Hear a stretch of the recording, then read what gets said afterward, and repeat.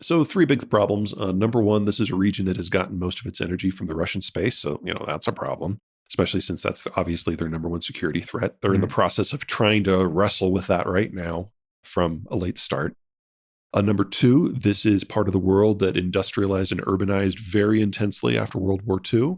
And after 70 years, their birth rates have now been so low for so long that Germany and Italy and, those are the big ones, will cease to function as modern economic entities within 10 or 15 years. Because it's not that they ran out of children. That happened 30 years ago. They're running out of working age adults this decade. There is no economic model that works there. And then number three, immigration isn't the solution to that. The problem there is scale. So like take Germany, a country with a little over 80 million people. For them just to hold the line where they are right now, they would need to import 2 million people under age 25 every year for the next 20 years, just to hold the line of where they are now. And that would mean in 20 years, the Germans would be a small minority within their own country.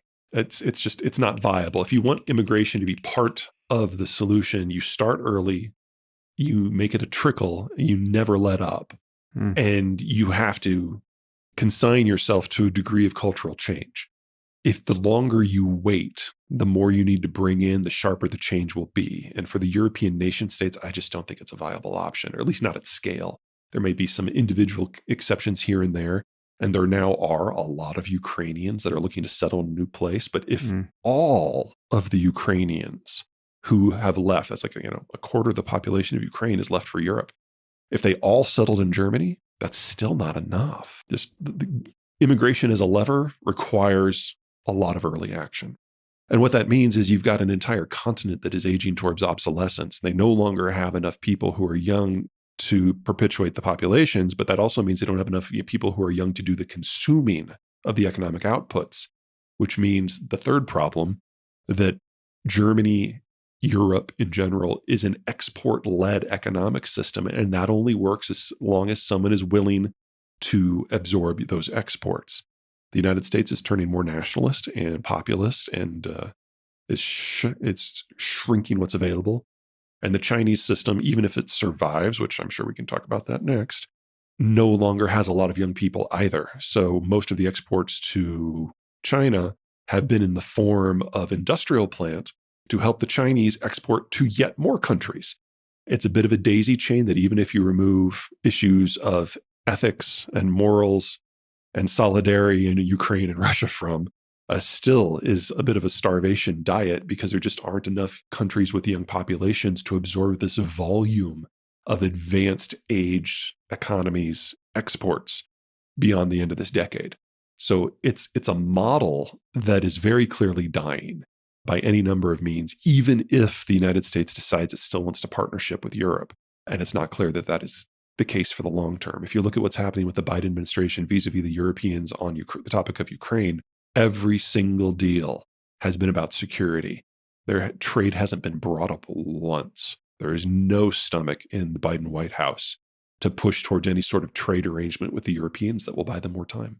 There's two big problems if you want to look to, say, automation to solve these problems. Number one is that automation is very expensive, and it's more expensive to maintain it than it is to install it. So it's a cost that builds as you go. And as people move into mass retirement, their ability to generate capital to fund this sort of thing declines. So if you can't front load it, it's probably not going to happen. And then second, let's say you can figure it out. You can automate everything. Okay, well, that may address the production side of the equation. But Europe's problem hasn't been production. It's been consumption. And robots, at least yet, don't consume. Don't buy things. In a, quote, normal, unquote, system, especially before World War II, you had a pyramid structure. You had very few retirees, and then slightly more mature workers, people in their 40s, 50s, and early 60s. And below that, even more young workers in their 20s, 30s, and early 40s. And below that, lots and lots and lots of children. It's a traditional pre-industrial demographic structure because it's all about having lots of free kids because they're free labor on the farm. But as globalization kicked in, we all started to specialize because all of a sudden we were all part of one extended network. And specialization meant services and manufacturing jobs, and all of those were in town. So we started moving into the cities, and in cities, kids are no longer free labor, they're an expense. And you fast forward 70 years, and adults just had fewer and fewer and fewer and fewer of them. And after 70 years, the pyramid has shifted. At first, it was just you had fewer children and then fewer young adults, and it kind of became a chimney. And that gave us this absolutely magical growth structure, especially in the West, and especially in East Asia, from the 60s and the 70s up until almost now, because you had a lot of people who were aged 20 to 65, but very few retirees Hmm. and very few children. So all of the investment, all of the tax base, which was huge, could be spent on infrastructure and technology and education. And we got the fastest economic growth that we have ever seen as a species. And it moved around, but more or less lasted for 70 years. Well, you can only do that once. You can only urbanize once, and you can only benefit from that perfect demographic moment once.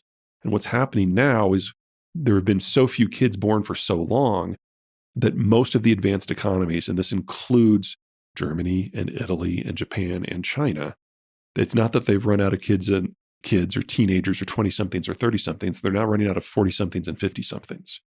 And we have this massive inversion. It looks kind of like a top with the wide spot now approaching mass retirement. And what happens this decade is that wide spot moves past retirement. And we get to a situation where it's not where we have more retirees than children. We passed that a while ago. It's we have more retirees than we have children and young adults put together. And we have no idea what that will mean for our normal economic models of fascism and socialism and capitalism, because those are all based on growth, based on population. And that is now impossible for most of the largest economies of the world. In the case of the United States, it's a bit of an exception. We're still in that chimney stage, and our birth rate hasn't dropped enough to condemn us to that future. If we keep aging at the rate we're doing now, we won't be in a German-style situation until about 2070. Hopefully, that's a lot of time to figure out a new path, or at least, worst case scenario, we get to see how the Germans and the Chinese and the Japanese and the Koreans and everyone else deals with this devolution. And hopefully, we'll learn a few things about what to do or even just what not to do. You have to look, I mean, if that's a cultural question as much as anything. So you've got your American boomers and then your global boomers. They were formed at roughly the same time by roughly the same reason. The post-World War II euphoria when the GIs came home, they had a bunch of kids. Those are the boomers. And that happened even in the Soviet Union. The difference between the United States and most of the rest of the world is that our boomers had a lot of kids, and we know those as the millennials. And so we do have an echo boomer generation, and that's a big part of why our demographic decline has been so much slower. But that didn't happen almost anywhere else. So when the boomers die everywhere else, they've probably will have already absorbed all of the accrued capital from their lifetimes in pensions and healthcare because they won't be paying taxes in the same volume anymore. And that'll bankrupt the states. And there's no longer a replacement generation down below to replenish the population. So you're looking at aging populations, denigrating populations, less investment capacity because there's never the capital generation to exist in the first place now. In the United States, that's not necessarily true. I mean, I firmly believe that America's boomers aren't going to pass a lot of money on to their kids because they're going to spend it on themselves. But we still have that younger generation coming up. The older boomers turn 45 years old this year.